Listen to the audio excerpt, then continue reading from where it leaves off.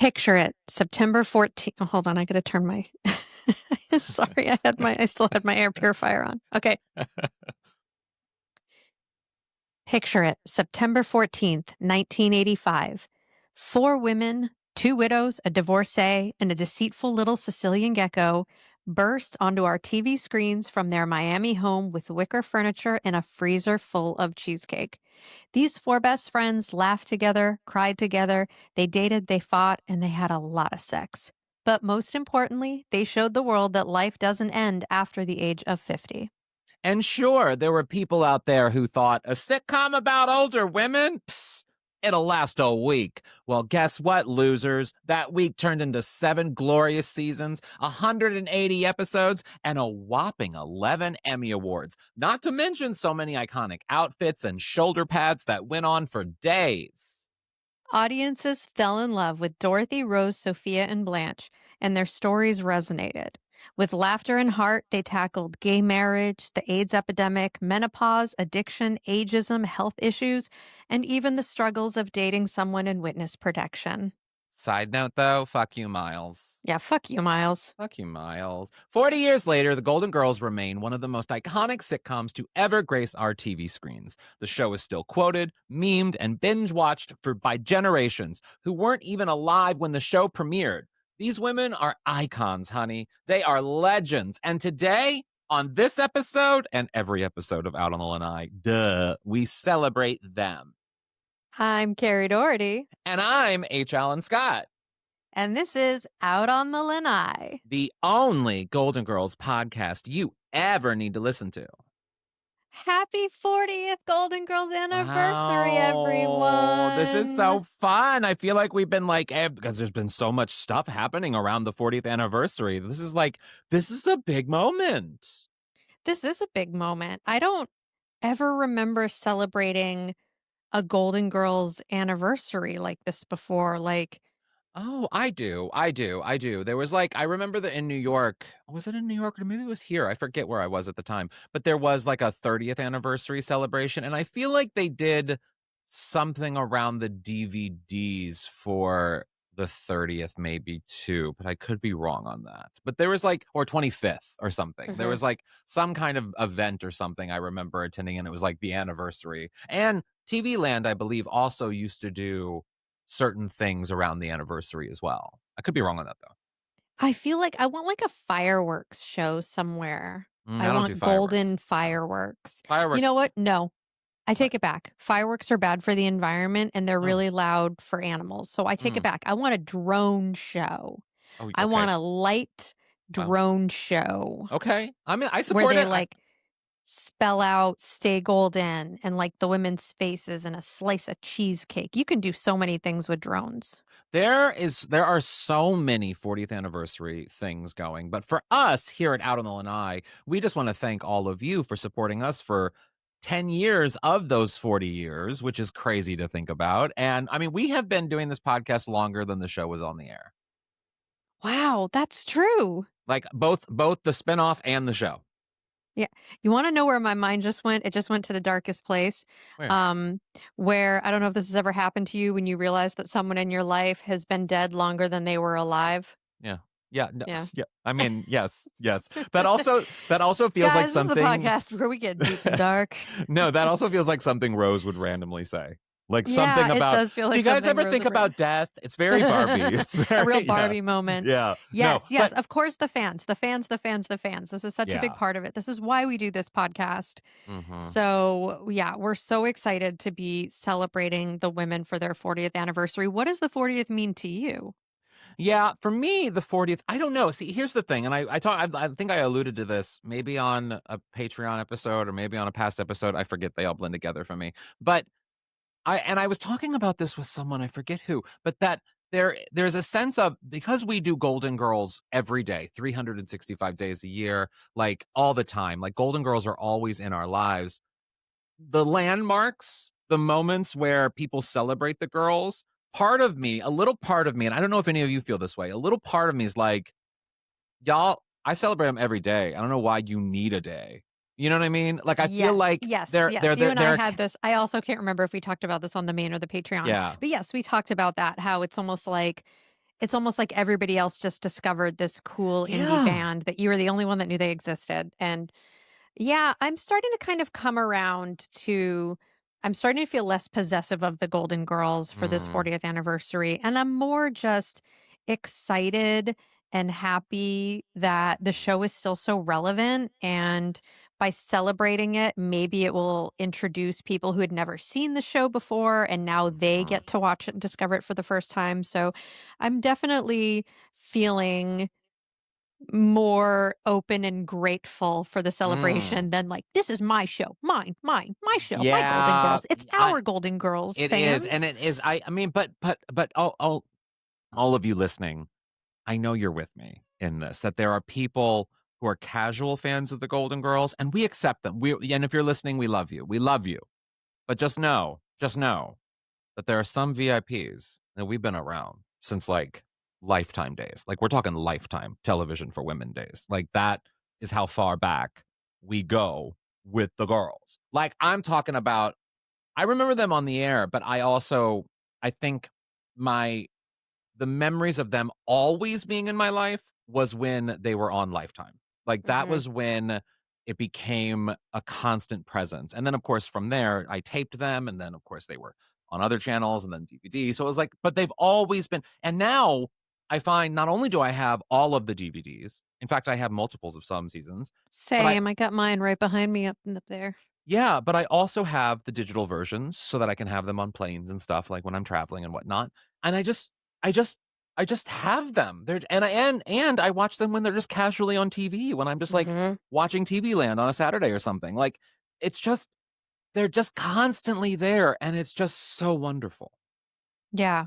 Yeah, I totally agree with you. It's such a wonderful thing. I feel like my constant was when the DVDs came out and I lived in New York. That was when I became like more of a sort of everyday watcher, like, "Oh, I'm gonna watch Mm, these as I go to bed," kinda thing. mhm, So yeah, I'm excited. I'm so excited. We have so much stuff to talk about.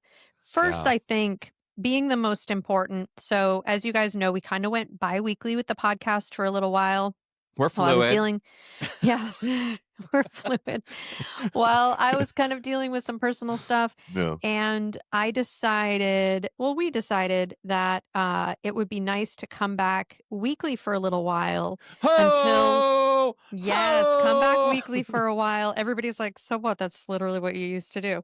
Um, just until I have little Oreo number 2, which we still haven't Yeah. named. So maybe little Oreo number 2 will just be Aurora. I don't know. Aurora or Rebecca. So so basically until the end of the year, we'll be going back to 1 episode per week, and then we may have to go back to biweekly because, But newborns and stuff. we also have fun new things coming up, which is really Mhm. exciting. Next week on the podcast, we're gonna keep the anniversary train going, but we're going to include a chat that I had recently with this fantastic new book that was written by like these two academics, Taylor Cole Miller and Alfred L. Martin Jr. And it's called The Golden Girls Tales from the Lanai. And Kerri, can I tell you? How wonderful. Everyone should go get that book, by the way. We'll put a link in the show notes for this episode. But everyone should go get that book. But that chat was so fantastic because I like so rarely when I have a chat about the Golden Girls do I learn something. You know what I mean? Because I feel like I know everything except for being able to quote them accurately because everyone knows on this podcast I can't. But that said, I learned so much from these two dudes. Like I learned so much new things about the girls that I had never really realized before. So I think that's going to be a really fun chat for people next week.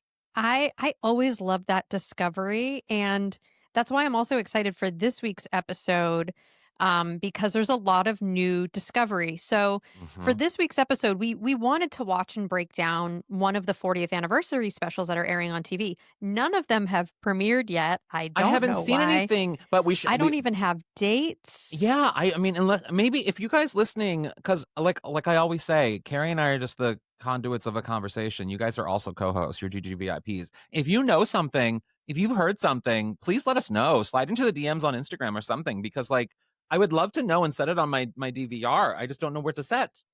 Right, same. So we were going to watch those, but again, we can't seem to figure out when they're going to air, so we'll save them, but instead, we're actually going to watch and break down a documentary that we've been sitting on for a while because we wanted to save it for a special occasion. Mhm. So in 2002, there was a TV series called TV Tales, On and they would do E.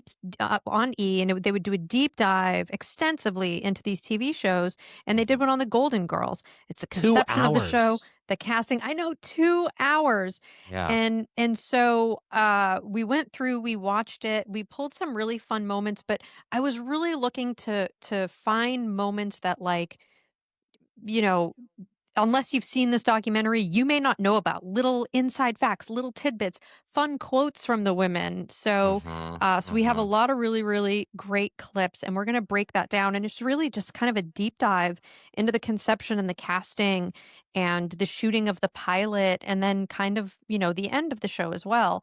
Yeah. So I'm embarrassed to tell you the number of pages my notes take up, but it's a lot. And then uh, so yeah, we're gonna go over that. It's gonna be awesome. And then Well, and I wanna say too, if you want to yes, watch the documentary, you can go to our YouTube, and then there'll be a playlist that I'll put onto our YouTube channel so you can go to youtube.com/@ like the @ symbol, Out on the Lanai, or you know how to use YouTube, just look for Out on the Lanai.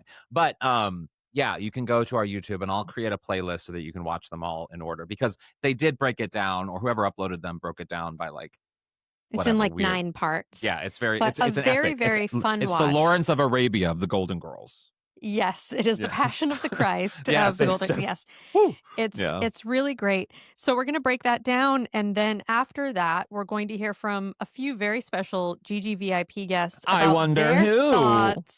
about their thoughts on the 40th I mean, they'll anniversary. know from the show copy, but still, yeah. Yes, you will know. You will know. But we're So gonna we've got act a like lot it's a of really surprise. We've got a lot of really fun, exciting stuff.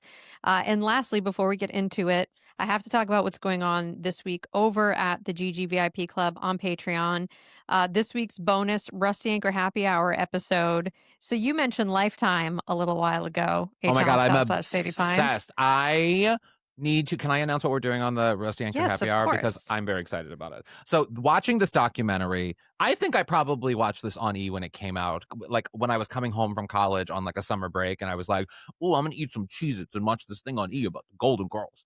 And so I would have my little bowl of Cheez-Its and I'd eat it. And it got me watching this documentary, even though it wasn't on Lifetime television for women, it got me reminiscing about how much I miss 90s, early aughts Lifetime television for women. That included the Golden Girls, but also Designing Women, Murphy Brown. No one talks about Any Day Now. That amazing original series, one of the first original series for like cable TV or whatever. Like Lifetime television for women were killing it, and I just want to go down a stroll down memory lane for Lifetime television for women. Get out your doilies. It is so funny. You and I have such different experiences of Lifetime television Because for women it's in the all about 90s. murder for you. For me, it's all about the crime thrillers. And Which specifically, I I don't actually think they had you. were doing in the 90s. I don't think they were I think that was aughts they Oh, were doing they that. were. No, It no, they were. I have an really? entire list of ones that were done in the 90s. Oh, trust, Wow. trust. Okay, Are you okay. kidding me?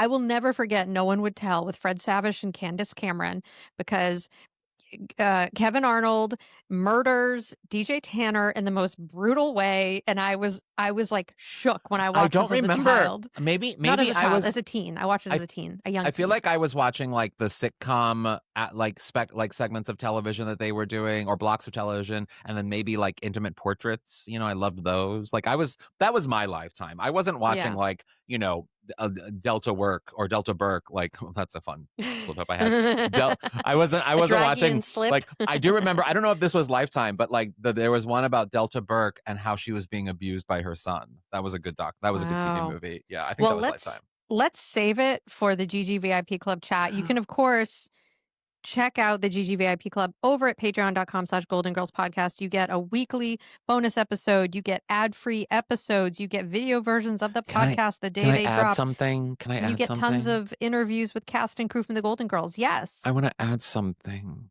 to this, because I don't know if Kerri's going. She's a mama, so, like, life happens, but, like, we got invited by Disney to go to a Golden Girls anniversary party, and this'll come out the day we're going to the party, basically. So I want to say that if you want to see what we're going to do at the party, I have right here.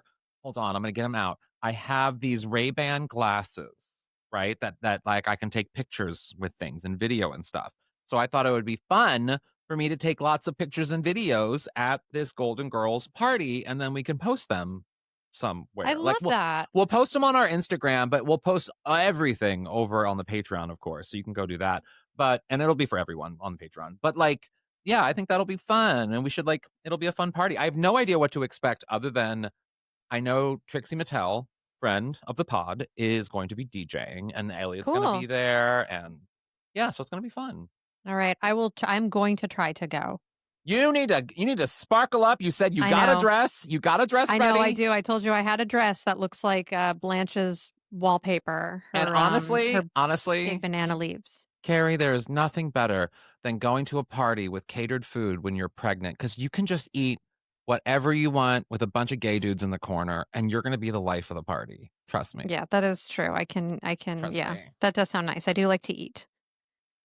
All right, let's take a break because like I said, I've got notes. I've got so much fun stuff to talk about, and I know you do too. So let's do it. Let's take a break. Happy 40th. Happy 40th. I'm 28. Same.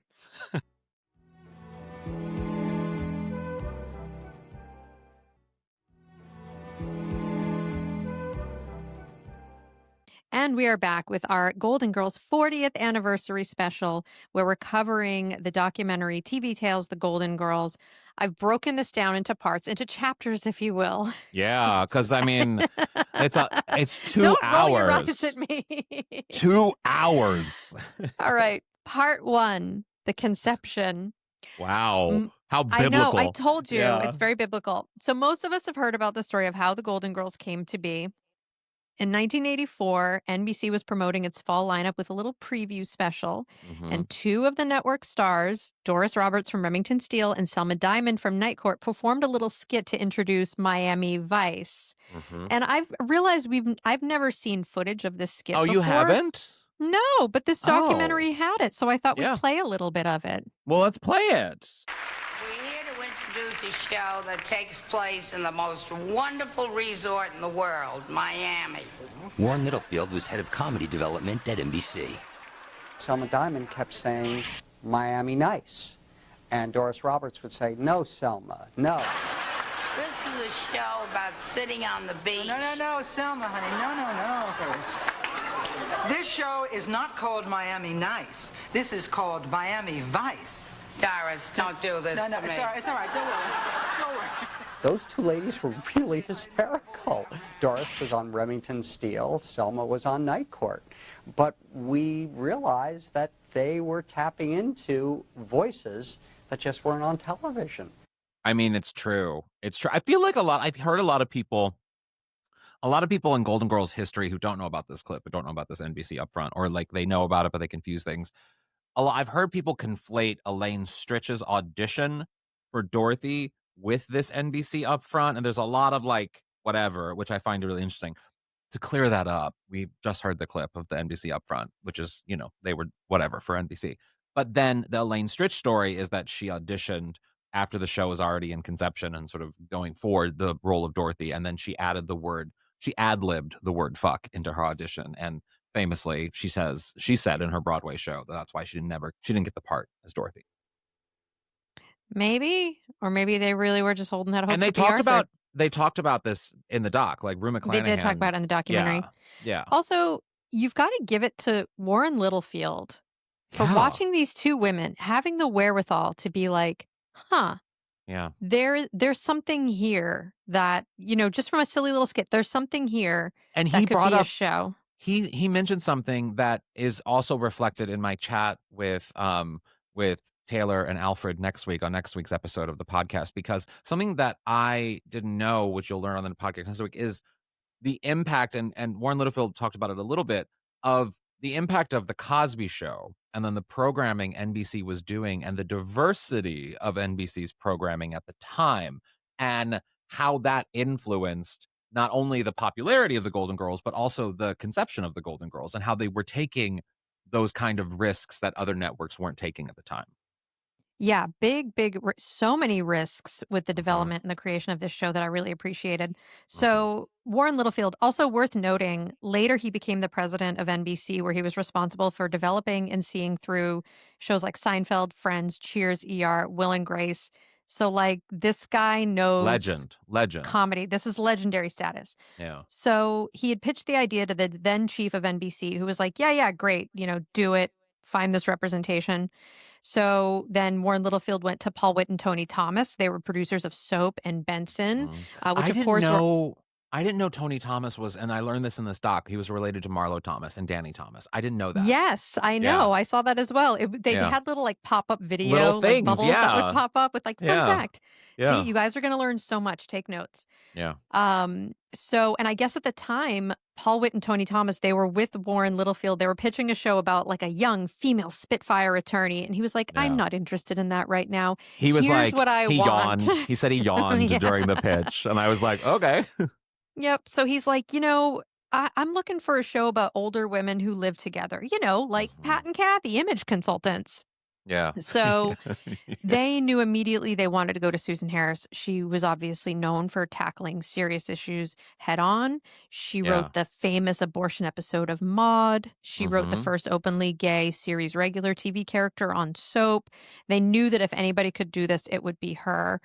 And then there was another fun fact that I didn't know, which was Susan Harris was like, I could totally write this, but I don't want to waste my time writing it if NBC doesn't air it. She didn't necessarily think NBC would air it. Yeah. And then do you know, Warren Littlefield made Susan Harris a promise. He said, if you write it, I will air it. Which is like huge risk. That not these days. That would not happen. That would not happen these days. So many things would not happen in television these days. I mean, I was thinking about this, watching this and watching Warren Littlefield talk about the conception of the Golden Girls. Really, I mean, when it gets into like the seasons of the Golden Girls, it becomes information that we all know. But like the conception stuff was really fascinating in this doc. Same. And what I kept thinking about while watching it was how interesting it would be if the Golden Girls were being pitched today, where would it live? What would it exist as? Like, how would it be delivered? Because if you think about it on television right now, can you name a show that primarily has women over the age of 55? Like, I can't. I don't know what that show is. I know shows that have one woman over. Matlock is a great example. Hacks is a great example. There's one person who is over the age of 55, and the rest of it is young. And we have regressed in a lot of ways when it comes to how bold NBC was in the mid-90s. I mean, frankly, there's a lack of shows representation of people of color in network television, of different sexualities, of different, I mean, there religious spectrums. Like, I mean, even to this day, like even when the Golden Girls was around, in this doc, they talk about how Estelle was like, why couldn't she just be Jewish? Why couldn't Sophia just be Jewish? Like, even there's a lack of diversity in terms of what's on television. And so like, it really blows me away that how bold NBC was in the mid 80s. Yeah, this was, again, a demographic that nobody had ever put a television show on the air for people of a certain age.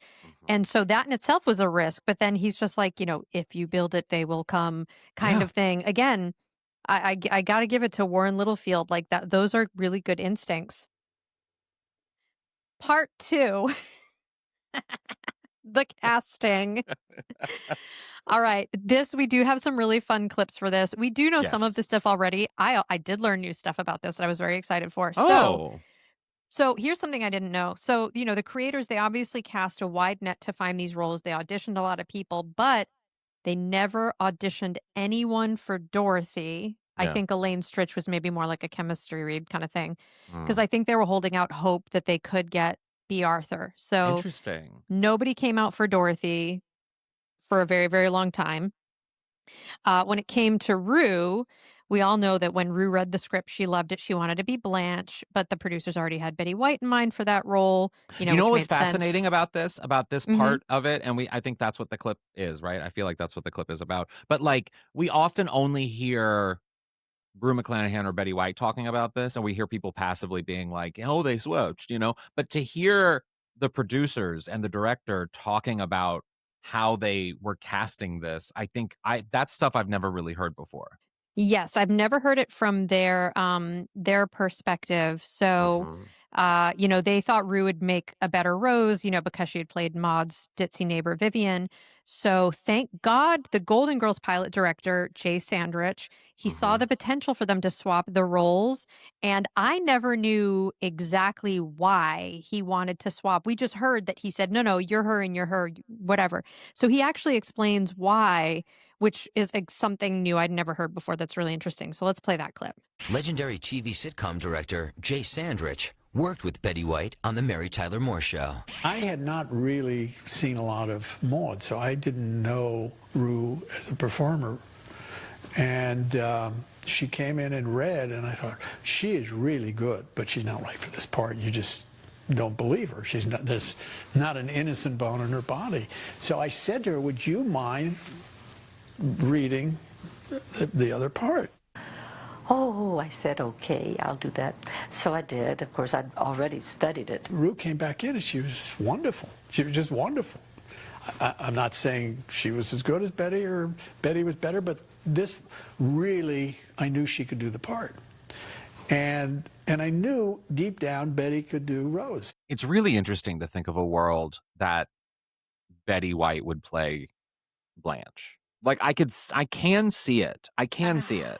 Yeah, it would be so different. And what's wild is, thank God Jay Sandrich hadn't seen Maude, or he Yeah. may have also been typecasting them and he may have put them in those roles. Mhm. And again, it's like another example of someone taking a risk and just Yeah. seeing something and Well, making a decision, you know? And even during the read, what I found was so interesting in the doc is that they said that when they were reading Rue McClanahan as Blanche and they were doing screen, they had them swap. So like Betty had to randomly read a character for Rose thinking that she was going to be Blanche. And in the doc they talk about, I think it was Jay who talked about how Betty was like almost surprised. She was like, I haven't practiced for this. And Jay was like, you're going to be fine. You're going to be fine. Yeah, And exactly. He said, you're going to be fine. yeah. And she hadn't studied the part at all. She wasn't sure what she was going to do, but luckily Susan Harris had great advice for her, which Betty explains in the documentary. We actually have that clip as well. Susan Harris said, Rose is so naive. She's totally naive. She never gets the double meaning of anything, no sarcasm. And he's still interested. In what? So she just off the top of her head began to create Rose. And I thought she was so perfect. I mean, yes. What a great way to build the character of like not a mean bone in her body. She doesn't know the double meaning, like no sarcasm. It's like, oh, yep, okay, I get that. It's so clear. And it just goes to show Susan Harris really knew who these characters were. Well, not only did she know who the characters were, but it also for Betty White, it really just goes to show how talented Betty White is, because there's not much to go off of when you're thinking of this character. I mean, Blanche, you kind of understand. You understand where she's going, her motives, her insecurities. Like, you understand all of that. The depth and the emotion of the character is there, which I'm sure in Rue McClanahan's hands, you can do anything with. Dorothy, you understand that. Even Sophia, she's a wisecrack character, but you understand her life. You know where she's coming from. But with Rose, you don't, because Rose is almost the weirdest of the bunch. She's the most superhuman of the bunch, because there's nobody like Rose in real life. There's no you don't meet people like Rose in real life. And so Betty White really kind of had to create this thing out of nowhere. And boy, did she do it well. She did it so well. And I love it when actors can prove everyone wrong when they go against type. Yeah. Like the example I always think of when Heath Ledger was cast as a Joker, people lost their minds because they were like, are you kidding me? This 10 things I hate about you, like teen rom-com guy is going to play Joker. And then he blew everybody away. And he was like probably the best Joker we've ever seen. So yeah. I also wanted to ask you, so this might be a little controversial, but so when Betty says that about Rose, that she doesn't have a mean bone in her body, When you consider Rose's aggressive competitiveness and the lengths she's willing to go to, do you think that ever falls into the mean category? No, I don't. I think Rose is good intentioned to the point that because she's such a good person, she thinks she's capable to do anything because she leads with goodness. And so I don't think it's mean. I don't think anything is ever mean-spirited. And even the competitive stuff, I feel like, but I also think the competitive stuff, it's such a nuanced thing about Rose that's That's one of my so favorite things about her. it's so random and weird that it almost is perfectly in line with Rose as a character because Rose is so random and weird, you know? Yeah. Betty also says that she's so, in the documentary, she says she's so happy that Rue got the part of Blanche. And I believe this. She says, Rue took Blanche out into orbit where she never would have dared to go. And I fully believe that. I think I cannot imagine them swapping roles. And honestly, if Betty had been Blanche and if Rue had been Rose, Mary Harry, I think that the audience may have been distracted because it would have felt like they were watching and B. Vivian Arthur and Sue Ann Nivens. Exactly. And B. Arthur wouldn't have come on because that was what, I don't know if we have that clip or not, but B. Arthur literally said to Rue McClanahan, you know, and in watching this too, it got me thinking like Rue McClanahan and B. Arthur essentially dominated television from like 1975 to the early to mid 90s. Like, I mean, literally these women worked together for so long. But Rue McClanahan said that Dorothy on a phone call when she was sort of on the fence of going after Dorothy, she was like, why would I want to do Maude meets Vivian and you know what I mean? And I think we may have that clip too. Oh, do we? Okay, I'll let you set it up then. Yeah, sure. Yes, it's coming a little bit further down. It's coming up. So Rue, I love Rue's sort of like care and tenderness and the way that she talks about the character of Blanche. She was like so protective of her and she was so invested in her.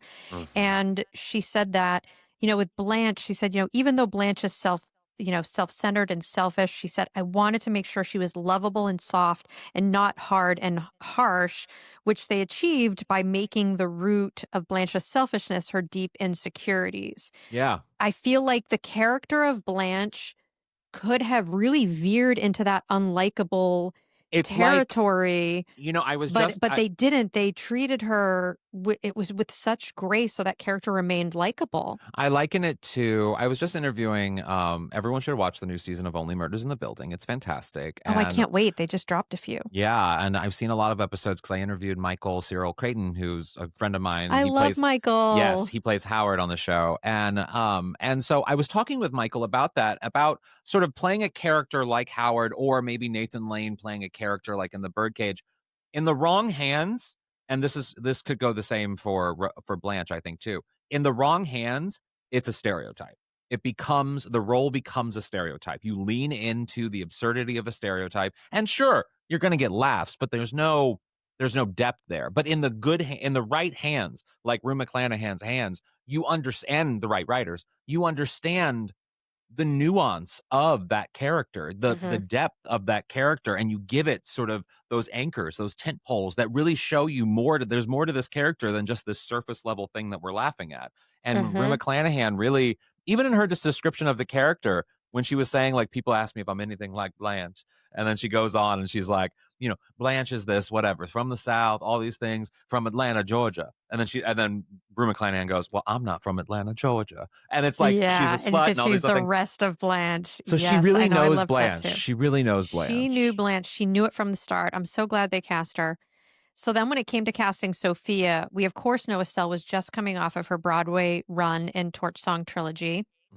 So I didn't know that Estelle, I remember reading in her book, she actually had to go through the audition process, unlike Betty, Rue, and B. She was the only one who had to go in for multiple sessions. And I remember reading in her memoir, she was like so nervous all the time.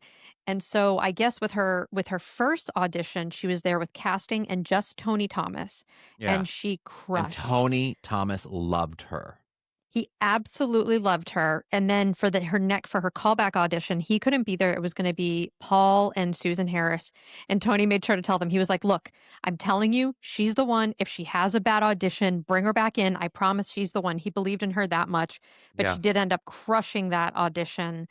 And she, of course, got the part. Yeah. One thing that Estelle said in this documentary that I'd never heard her say before that I love, and I never really considered, is that, you know, you have a woman who's in her 50s. She's playing a character in her 80s.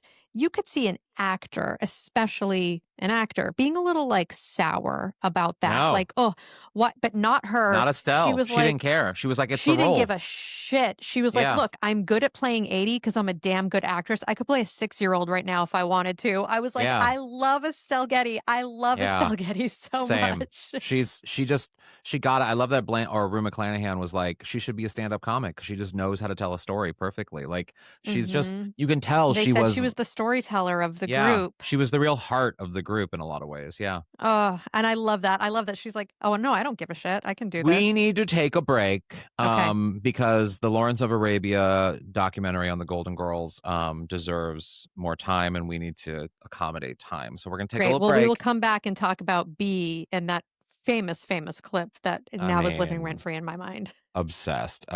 We'll be right back.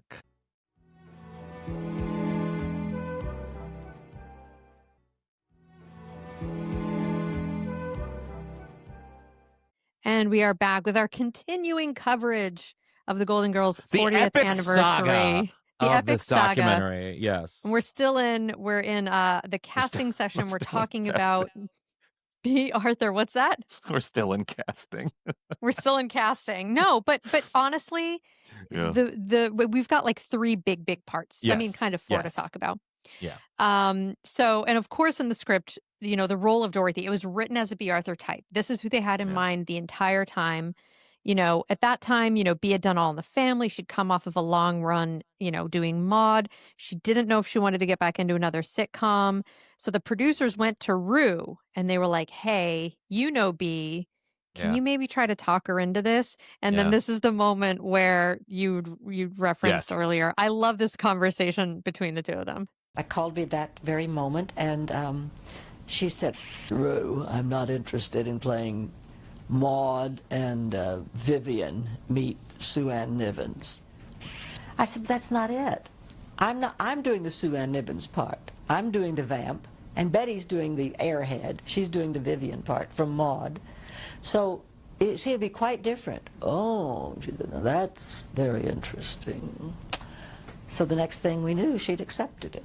You know, I love that impression. But I do too. I love that impression. You know what's weird? Rue. Like, I've always thought in my life, in my daily life, I'm more Rose pushing on sort of Blanche in a situation, like in terms of my personality. But the way I relate to B. Arthur's curmudgeon-y, not wanting to do things and being very open about saying no to things, that is 1000% me. I mean, to the point where someone invited me to a brunch and they said it was gonna be beautiful and outdoors, and I was like, I'm not going unless it's in the AC. It is the summertime. We are not doing that. It is still very hot here in Los Angeles. So I was, but I'm very B. Arthur in that I also would be like, no, it doesn't sound interesting. Yeah. No, thank you. So, of course, B read the script. She loved it. She took the part, which brings us to part 3. Ooh. The pilot episode. I told you, we're moving along. Yeah. We're still in 1985, but we're moving along. Yes, but we're moving along. I'm telling you, there's a big chunk of this documentary series that everybody already knows about it, so we're just skipping over it. Yeah. April 17th, 1985, they start filming the pilot. Everyone, cast, producers, everyone, crew, they talk about how they knew it was magic. The best script, the best ensemble cast. They shoot the pilot. The audience loves it. Can you imagine what a feeling to know that you had lightning in a bottle before the rest of the world? You know, it's so interesting that, you know, B. Arthur talks about how we weren't even, I don't know if you have this clip, but we weren't even worried about ratings. We just knew, we just knew it was a hit. And the only one who seemingly was worried of it not being a hit was Betty White. because Betty White obviously had been in television longer than any of them had known television. I mean, television is in her blood from the beginnings of television. And she really felt, and you could feel this too, because Betty was like a worker, and you could tell she was like, I had it with Mary Tyler Moore. I don't think I'm going to have that again. It's rare to have that again. And so she just assumed, oh, well, this will be good, and it'll probably last for a couple of seasons, but then, it'll probably not be. Yeah, whatever, lightning ain't gonna strike twice. Exactly. And wow, you can tell she was not only surprised that at how huge it would become, but also that she was okay being wrong. She was okay being She's like, oh yeah, I'm fine. Yeah, I was wrong. Yeah, I do love if you watch this series, which again I hope you do. You've got B like leaning back casually in a chair, and she's like, yeah, I fucking knew it was going to be a hit. Since literally, the first draft. This is B. This is B sitting in a chair. She can't sit. She's me on this podcast. She can't sit still and like sit straight up. Instead, she's all like, yeah. And then I love her like laid back just slouch. laid I love back. it so much. And also what I love too is she is in full beat. She is the makeup has been plastered onto her face. And I, as someone who also regularly has to be plastered, she kept touching her face. And I if I was her makeup artist, I would have been like, stop it. Because she just keeps leaning on her face and her hand. And I just kept thinking maybe of the she makeup. had a good setting powder or something. I don't think so. I think there was a lot of touch-ups that day. So the pilot episode went great. Obviously the only problem they had was the length. It was too long, and they realized that some of the strongest scenes were around the kitchen table with the 4 women. Mm-hmm. Estelle Getty was just so great as Sophia. The audience loved her. So that was why we get R.I.P. Coco, Which we knew about. We knew this bit. Which we all know about. Yeah. So the show premiered Saturday night, September 14th, 1985 at 9 p.m. It was NBC's strongest pilot debut since Chico and the Man in 1974 with nearly 25 million viewers. Yeah. Now, what's interesting about this is Saturday night was at that time considered a dead zone. It was not considered a great night for television, but NBC, again being bold, banked on, no, not only is this show good enough that people will skip, and Warren Littlefield, I think, talks about this in the doc, people will skip going to the movies on Saturday night because they're going to want to be home to see the Golden Girls. He called it appointment television. And he was right. It became Saturday night. And even to this day, Saturday is not a good night for network television. And yet the Golden Girls was just sort of this 9 o'clock? 9 o'clock. Yeah. Yep. So yeah, the show was a hit. NBC loved it. They ordered 14 episodes. They ordered 9 more. Yeah. It was absolutely crushing. The only downside was that Susan Harris didn't want the responsibility of producing and writing and overseeing all those episodes because she was suffering from chronic fatigue syndrome at the time. And also Jay Sandrich did not want to continue on doing the daily sort of episode by episode directing, which is how they got Terry Hughes. Yes, and I think with Jay Sandrich, I think he was also directing a lot of Cheers, Cosby Show, maybe? Cosby Show. It was Cosby Show that he was directing. Yeah. So then they hired the writing staff, which again, it was a lot of young people, which B. Arthur immediately called out, was like, hang on. She goes, where's the white hair? Yeah. Where are the older people? Because they all were young. I mean, when we've had Stan Zimmerman on to talk about this, and in fact, speaking of Stan, you can listen to my chat with him speaking about the anniversary on Newsweek's Parting Shot. But Stan has talked about that, how it was really just a lot of young writers. Mm-hmm. But Susan Harris developed the characters so well. They wrote for them really well. And I think a lot of the writers pulled stories from their own like mothers. Like I believe it was Tracy Gamble's mom who had a blood transfusion in the HIV scare, which was, the Rose episode. I do want to play, there's a little anecdote. I'd never heard this before. So we all know the Damn Scrabble joke that Sophia tells. So I guess there was another version of that joke that they had written that the network censors were like, no, you can't say that.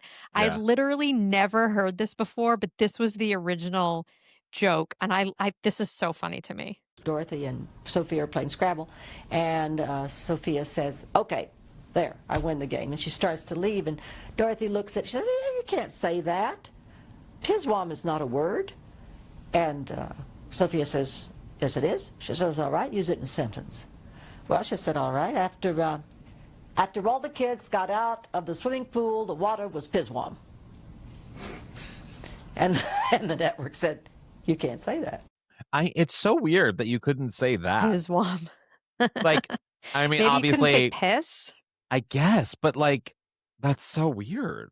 I mean, Yeah, mid-80s, so they who went knows? with Distam. Yeah. They went with Distam. Yeah. So yeah, the show was an immediate success. You know, it took home the first season. It took home the Emmy for Best Comedy Series, And Best Actress. Best Actress. The women followed with more Emmys. Writing got Emmys. It was absolutely amazing. Fun fact: this I didn't know. The Golden Girls and All in the Family, at least as of 2002, were the only two shows where each of the main cast won an Emmy for outstanding performance. Oh, interesting. I didn't know that. Yeah, I don't know if that's changed. This was 2002. Yeah. All right, part 4. Ooh. We've only got one more part here. This is, I didn't want to get into like the bulk of the show because again, they just talk about like, oh, they covered all these topics that nobody had seen on television before. It's all stuff that we've talked about. So I'm just going to give a quick rundown of some random fun facts that I did learn during that time. One was that Rue got a lot of marriage proposals from fans, young and old. Not surprised. Love that. Blanche's lesbian scene was one of her favorites to shoot. We love that. Terry Hughes was the girls' favorite director, and they all cried and had a really hard time when he left because at that point he had directed 106 of the first 126 episodes. Side note, Terry Hughes, what a hunk. Yeah. What a British hunk. Literally, all the women were like, I mean, B. Arthur was like, and it didn't hurt that he was so handsome. I mean, have you seen him? Oh, the women wanted to fuck him. They wanted to fuck him. Another random thing, there was a clip, Harold Gould, a.k.a. Fuck You Miles, was interviewed for the series. Which I want to say for the record, too, fuck you, Miles, but not fuck you, Harold Gould. But not Harold Gould. Oh, my God, what a lovely man. What a lovely man. Yeah. So there's a really sweet moment where he's talking about like him and Betty working together, and she talks about it, too. I tell you, I did not recognize him without his mustache. Oh, really? You didn't? I was like, Freaky Friday? Freaky Friday is not in your regular rotation? No, Does he have it's not. I don't think he has a mustache in Freaky Friday. I could be wrong. No, and I think he also played Rhoda's dad, but I didn't watch Rhoda. No, I only know Harold Gould from the Golden Girls. He played so Rhoda's dad? He was too young to play Rhoda's dad. I thought he's the same age as Valerie Harper. That was the pop-up video thing that came on. Oh, okay, maybe he did. I'm wrong. I could be wrong. Okay, I don't know. I'm going to play the clip. Anyway, let's play the clip. And I always remember Harold, oh, he's such a lovely actor. He had this beautiful white mustache. So whenever we had to kiss, I would go in before the scene, put lipstick on, and then powder it down to the point of no return so I wouldn't get that beautiful white mustache in trouble. Betty is so easy in her talent and in her work. We would stand outside the door before we'd come in, an entrance, waiting for our cue. And we're making cutting remarks about our clothes or about what they're doing in the situation or the political situation, what's going on. And, you know, making cracks and smart jokes and kind of, you know, relaxing and enjoying. She's very good at that. I do love, I think, and I mean, she had it on TV and stuff, on radio and stuff, but like Betty White would have been a great talk show host because I agree. I mean, she would have, I mean, it annoyed B. Arthur, but she loved to entertain in between scenes. And like, she was very hammy with the audience. And I can relate. I definitely can relate to Betty White because that is so very much me. I'm always looking for a moment to be like, okay, I'm going to make someone laugh. And she was that.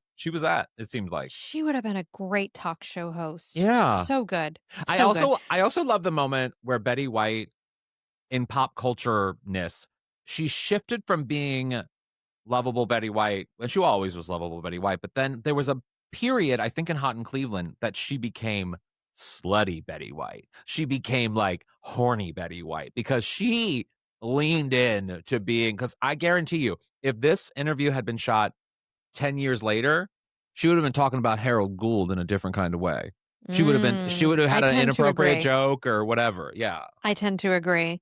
Yeah. So anyway, those were my fun facts, which brings me to my final part, which is part 5, the end of the series. So for the show's 7th season, it was moved from 9 p.m. to 8 p.m. And it for killed the the first show. time, it fell out of the top 10 and ranked down to 30th Yeah, it in killed the the show. ratings. I also loved Mark Sotkin talks about the idea behind the series finale, where he said they all wanted to give B. Arthur a nice send off. They knew the Golden Palace was going to happen, and they want to do something really nice for Dorothy. He said she had so many of life's curveballs thrown at her over 7 years, especially with all the bullshit she had to put up with, with Stan. So they thought it would be really nice to end the series, with her marrying a really nice guy. And Yeah. I love that because Dorothy got shit on so much, many jokes at her expense. But also too, I just love that she found I love. I agree, but it also speaks to the impact that B. Arthur had on the creation of the Golden Girls. From the very beginning, it was a B. Arthur type. It was the fact that B. Arthur, there would be no Golden Girls without B. Arthur. You can't exist. That show, I don't think, would have been a hit without B. Arthur. And I agree. So for them to really give the character of Dorothy the big storyline, the big send-off in the last episode, I think says a lot. I do also want to say something about the time change. They around the same time, not shortly before. I mean, they were a few years before, but the Murder, She Wrote also had it it tanked in the ratings when they shifted it to a different day, I think even. And so I'm just saying, I bet B and Angela Lansbury got together being like, can you believe these shit executives changing times on us? Like, they were bitching about the NBC, CBS executives changing their times. Sure.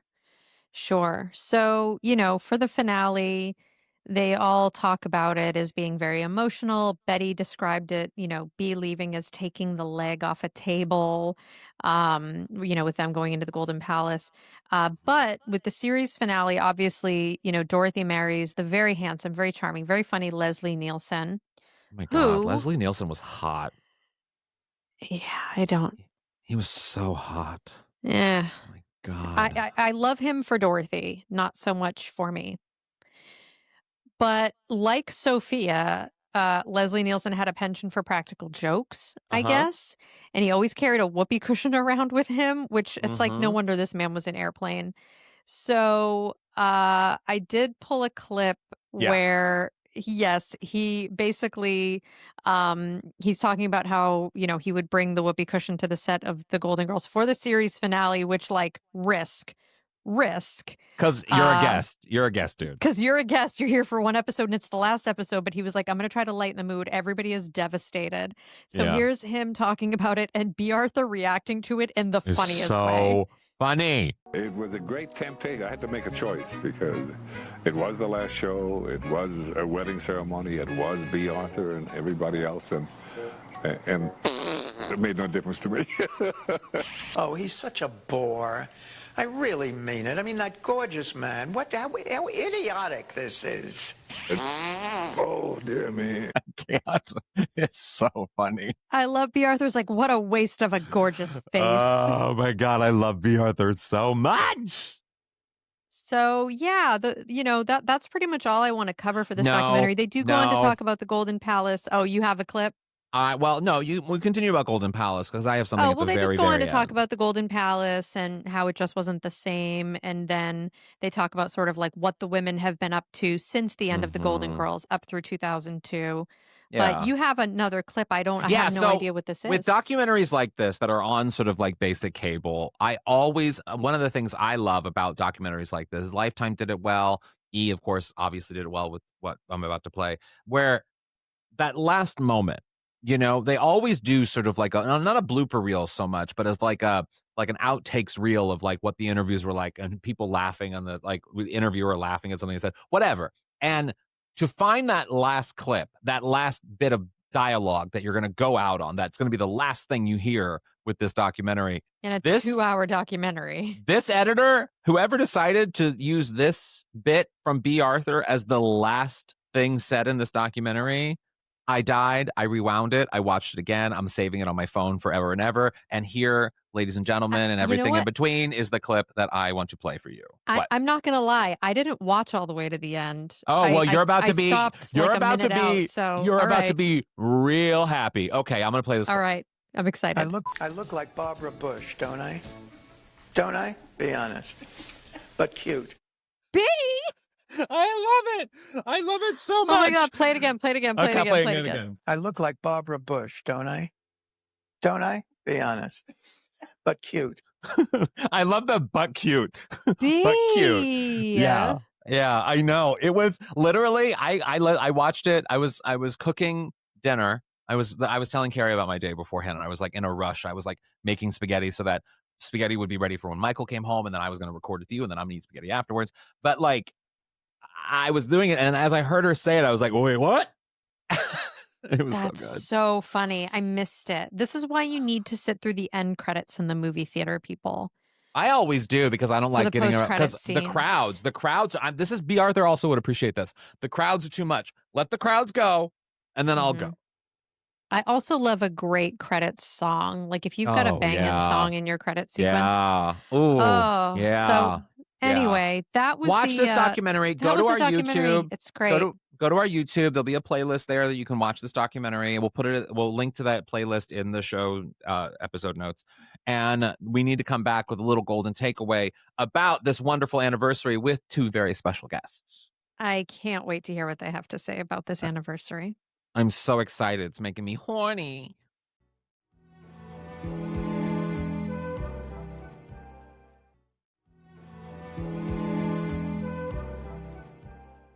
And we are back with our golden takeaways, which is a nugget of truth or inspiration that you can apply to your lives or the lives of our listeners. And this is a very 40th anniversary of the debut of the Golden Girls golden takeaway. And because of that, we have two very special guests that are just the lifeblood of what we do here at Out on the Lanai. They are always on. They are always in our hearts and our minds and in our group text. Alaska Thunderfuck and Eliot Glazer. And I think we should play a little clip from them on this very special moment. Don't you, Kerri? I think so too. I'm dying to hear their thoughts about the 40th. Yeah, let's start. We're going to start things with Eliot, and then we're going to end things with Alaska. And we'll be back after that. 40 years of the Golden Girls. I couldn't be prouder to be part of the fandom, to have B. Arthur's visage on my arm. Although I did have a librarian ask me if that was my mother, which was actually insulting. How she didn't know, I don't understand. But the show on its 40th anniversary has held such a huge place in my heart and my life. It really was the sort of text to inspire me to become a writer and a comedy writer and a comedian. I can't think of any other TV show that even since then has inspired me the way that the Golden Girls has. Just the eloquence with which the comedy was written was so perfect, and it was in a vacuum and of a time, and it really just helped me find actual purpose in what I want to do with the majority of my life, which is write comedy and continue to do that. And in terms of where the fandom will go, I mean, it is remarkable that a show that ran for, I think it was 7 seasons, that ended in the early 90s, has sustained such a life. It only seems to get bigger and bigger, and I think it just speaks to the timelessness of how good it is, just the timelessness of quality and stuff that people actually respond to. Age, generation, era, all be damned. It stands on its own as honestly one of the best things that ever happened, not just TV-wise, but just across all of culture. And I love it, and I love them. And 40 years is still too soon. Still too soon. I'll never get sick of it. Oh my goodness, 40 years of the Golden Girls. It's hard to believe, but also not really that hard to believe. 40 years. And it is just as funny and relevant and touching well crafted and well written and brilliantly acted. The clothes are still making us, scratch our heads a little, but in the way that fashion does. I mean, it was built to endure, and I think it will continue to do so. And I'm happy for those young people who are discovering the show for the first time and who get to see it and become, the extended family of these ladies. And I'm really grateful that I have found the Out on the Lanai crew and become friends of mine because of this show. So I'm really grateful for that. Happy 40th. Although Blanche would say it's only been 30 years. But that's Blanche years. Thank you for being a friend. We love we nailed them. the timing. We love them. We do. We love them the best. So, like, what golden takeaway for you, Kerri? What's your 40th anniversary golden takeaway? I didn't prepare anything. I feel like Emma Stone so receiving unlike an Oscar you. or something. I know, it's so unlike me. Yeah. I couldn't quite, I just had so many feelings. And I think I'm just excited to celebrate this week. I'm excited to see the new documentaries that are coming out. I'm just excited that this is a show that warrants documentaries and specials coming out about it after 40 years. We say it all the time on this show. The Golden Girls is one of the greatest sitcoms of all time. It stands the test of time. It finds new audiences. I just want to reiterate everything I ever say that's great about the Golden Girls. It's how I feel this week.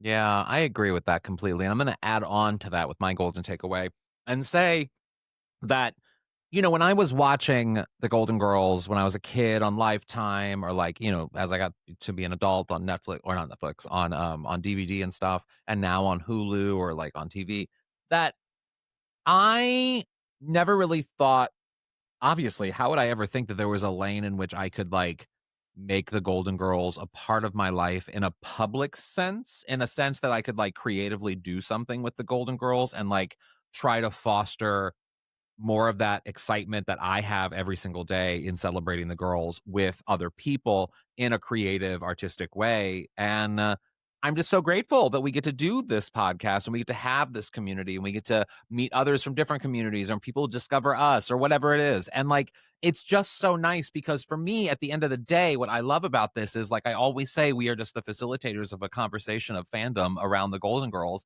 And we're all GGVIPs out here just doing our GGVIP thing in our own kind of way. And I love that we get to do that and we get to hear the response from all of you, and all of you listen, and that we get to be a part of Mom Network that supports us. And so it's just all around, I'm very, very grateful. And so I'm taking this very special anniversary to be even more grateful. I love that. Your golden takeaway was much better than mine. It was way more eloquent. I liked it. I'm going to steal it. That's mine too. You can have that. You can have it. Man. Well, everyone, this has been such a blast. Let us know how you are selling the Golden Girls, how you're celebrating the Golden Girls 40th anniversary. We're dying to know. Are you having a party? Are you watching the episodes? Are you going to watch the specials? Are you listening to this podcast? And we will, so excited to catch you back here next week, weekly, for more Golden Girls greatness. And also, we are on the Mom Network, like I said, so go support Mom Plus. And you can also follow us on social media at Golden Girls Pod on Twitter, Out on the Lanai Official on Instagram, Golden Girls Pod on Facebook, and I'm HAlanScott / Sadie Pines on everything. And I'm Squiddy Squid on Twitter, Squidzy on Instagram. Don't really do much over there, but you can pop a follow anyway. I mean, why not? Have fun. We'll be at the party. And remember, as always, stay golden. Stay golden. I said it like happy anniversary. Happy anniversary. What is 40th anniversary? What do you get? Do you get like a diamond or something? What do they give? I have no idea. Yeah, well, happy whatever you get. Get that.